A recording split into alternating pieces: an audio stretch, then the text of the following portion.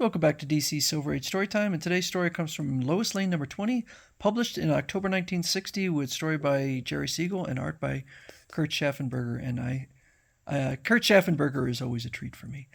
Lois Lane, our first tale concerning the imaginary marriage of Superman and Lois Lane, which may never happen, it does, was such a smash success that in response to popular demand, we are presenting the second story in this amazing new series. In this tale, we explore the fascinating possibility of what could very well occur if Superman and his wife were to adopt Superman's cousin from Krypton, Linda Supergirl Lee. The result is an unforgettable story, Lois Lane's Super Daughter. Goodbye, Mom, Dad. Goodbye, Mom. Dad and I are off on another adventure, while I stay home and twiddle my thumbs. I love them so, but I can't help feeling left out. One day in Metropolis, in the suburban home of Mr. and Mrs. Clark, Superman Kent, on an imaginary day which may or may not ever happen, I have a surprise for you, dear. You'll never guess what it is. Life is full of surprises, ever since you married me and trusted me with your Superman identity, Clark. I am not the only super being from Krypton on Earth. I have a Supergirl cousin, a teenaged orphan named Linda Lee. Let's adopt her. Huh? Well, anything you say, dear. At the next day at the Midvale Orphanage, Linda is the third girl from the left. Lois, isn't she sweet? She's pretty, too. Soon, in the privacy of an empty room, Lois and I would like to adopt you, Linda. I've told her the truth about you. Oh, if you only would, I'd be the happiest girl in the whole universe. Shortly, you'll make the foster parents...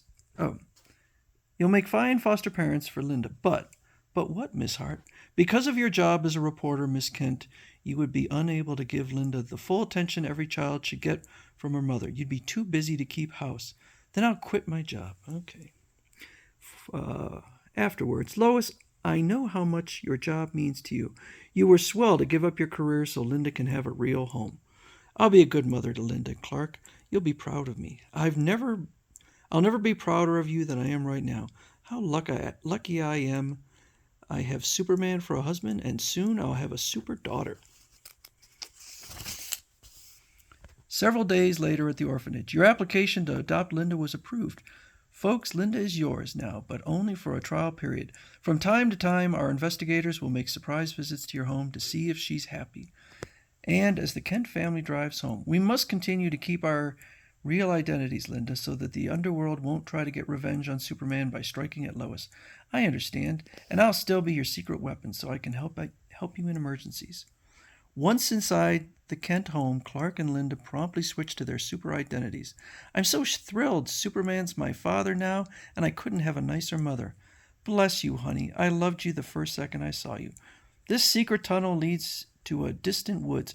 Whenever you and I are in costume, we'll enter and leave through the tunnel so no one will suspect we live here. Just move at light speed. You'll remove your Linda Lee robot from its hiding place in the hollow tree, and from now on, you'll keep it in this closet near my robots. You've thought of everything, Dad. They're so excited. They've practically forgotten about me, but I don't mind. I love them both.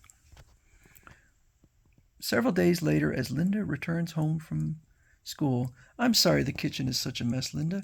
I had a headache and happy birthday, Mother. A box of candy. Thanks, dear. Make yourself comfy. I'll clean the kitchen in a jiffy. Will you watch TV? Oh, really? You really don't have to. Well, all right. What a dear, sweet girl. Linda is so kind and thoughtful. She's a wonderful daughter. Meanwhile, the dishwasher doesn't work. Who needs it? I'll fill the sink with scalding water and do the dishes with my bare hands. Boiling water can injure my invulnerable skin, but she is being observed. Then, as the doorbell rings and Lois answers it. Oh, so you're Miss Clayton, the investigator from the orphanage. I'm glad to meet you.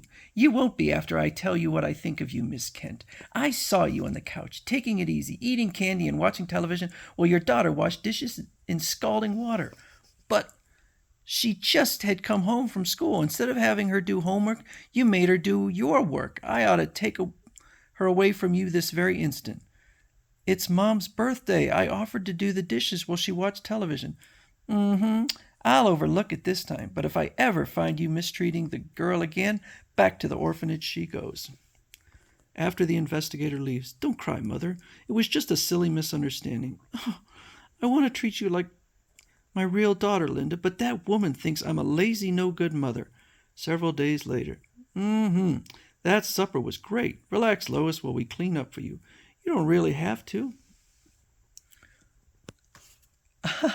"You don't need a vacuum cleaner when you have a husband who has vacuum breath. Keeping the house clean is my job. I wish they wouldn't." Is he sucking all the dirt up into his lungs? "Supergirl is polishing the silverware for you in a few seconds, Lois. If you tried it yourself, it would take you an hour. But at least I would be doing it. At least I would be doing it. That night after the others sleep. Maybe it's foolish of me, but when they do my work at super speed, it makes me feel useless. They're trying to be helpful, but a woman likes to feel needed." Oh. Quite often, Lois is left home alone with the robots while Superman and Supergirl are off on super missions. You seem lonely, Miss Kent. Shall I tell you what a great team Supergirl and Superman make?" "Oh, shut up, or I'll order both you robots back in the closet. I want my husband, not an imitation." Bored to death, Lois knits. "I feel like somebody's grandmother. I used to have an exciting life as a girl reporter, but now..." To divert her mind, Lois reads the Daily Planet. "This lead article about Superman is dull, but if I had written it, but I didn't. I wouldn't feel so bored and useless if Superman and Supergirl needed me, but there's nothing I can do they can't do 1,000 times faster and better." While Lois sits home and mopes, her super husband and super daughter are off in another solar system busy saving worlds. The entire solar system is doomed unless its dying sun is reactivated. "Let's go, Dad!" Together they accomplish a cosmic miracle. Success! The combined power of our X-ray vision is altering the dead sun's molecules so that it is flaming anew. Later, when the astounding super duo returns home. "Hello, Lois. It's about time. Now I'll have someone to talk to." "Hi, Mom." "Sad news, Supergirl. I've been trying desperately to perfect a kryptonite antidote, but still no luck." "Don't give up. Someday you'll succeed." They're wrapped up in themselves, ignoring me. And as Superman relaxes at home, "Surprise, Dad! What's that you're carrying, Supergirl? It looks something like my fortress of solitude." "Dad, you have your fortress where you get away from it all? This is a model of my proposed fortress of recreation for me. Do you think it's a good idea?" "I sure do, and I'll be glad to help you build it." "Oh, thank you. You're so encouraging and helpful, Dad. You're the nicest father a girl could have." Kryptonite antidotes, fortresses of solitude. That's all they ever talk about. I'm an outsider in my own home. The more super the deed performed by her husband and daughter, the more unwanted Lois feels. Amazing! Superman is excavating a buried city for archaeologists in minutes with his bare hands. And Supergirl is helping him. Underground, I should feel proud, but I feel left out. Her days and nights become a mixture of unhappy thoughts and secret tears. "Oh, they don't need me. Oh, but I want this to be a happy family. I'll keep trying to make a go of it." One day, as Lois is home alone with Linda Lee Robot. "How many times must I tell you? Make the beds. I wrenched my back, and I need your help." Linda's robot must need a tune-up. It hasn't been working well lately. As fate would have it, this is the moment the investigator from the orphanage chooses to make her second surprise visit.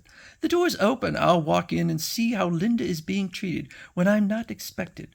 One of the robot's bolts is loose. I better knock it back into place. Bend over my knee.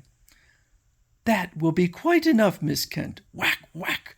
As Miss Clayton's insistence, the Linda Lee robot packs and, "Don't alibi, Miss Kent. I saw you spank Linda with my own eyes. You're not fit to be her mother." Back to the orphanage she goes. Oh, I can't tell her what really happened, that she's only a robot. When Superman and Supergirl return, Lois tearfully breaks the news. "I'll have to return to that orphanage and take the robot's place. I guess it was too good to last. Oh, it's my fault. I didn't mean it." Later, when Mr. and Mrs. Clark, Superman Kent, are alone. "Lois, how could you have spoiled such a perfect setup? We had Linda for a daughter, and now, I'm sorry, our adoption of Supergirl had an unhappy ending, dear. Will I ever be able to make it up to you?" "Oh, well, it was just an imaginary story, anyway, which may never happen, or will it?" I like these stories. They're completely out of continuity, and they're fun. And again, I love the art of Kurt Schaffenberger.